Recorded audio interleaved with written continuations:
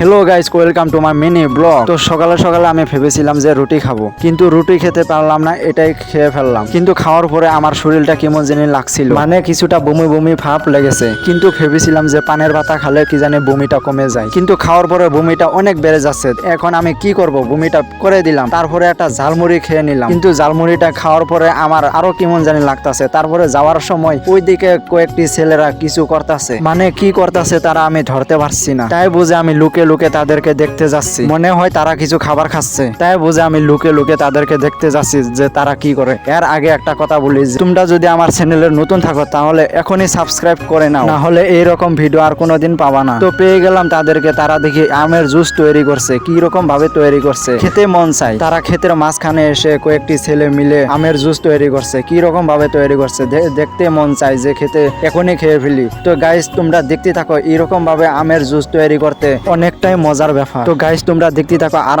মাত্র 5 মিনিট লাগবে। তো হয়ে গেছে আমাদের আমের জুস। তো 5 মিনিট লাগবে, 1 মিনিট লাগবে। গাইস তোমরা দেখতে থাকো, মাত্র 1 মিনিট। তো এরপরে খাবার খাবো আমরা আমের জুস। কি রকম ভাবে খাবার খাবো দেখতে থাকেন। এখন আমের জুস হয়ে গেল, এখন মজা করে খেয়ে নিব। তো বন্ধুরা তোমরা দেখতে থাকো, আমের জুস কিন্তু 5 মিনিটে শেষ হয়ে গেল। তো এই ভিডিওটা যদি ভালো লাগে তাহলে লাইক কমেন্ট সাবস্ক্রাইব অবশ্যই করবেন। Bye bye.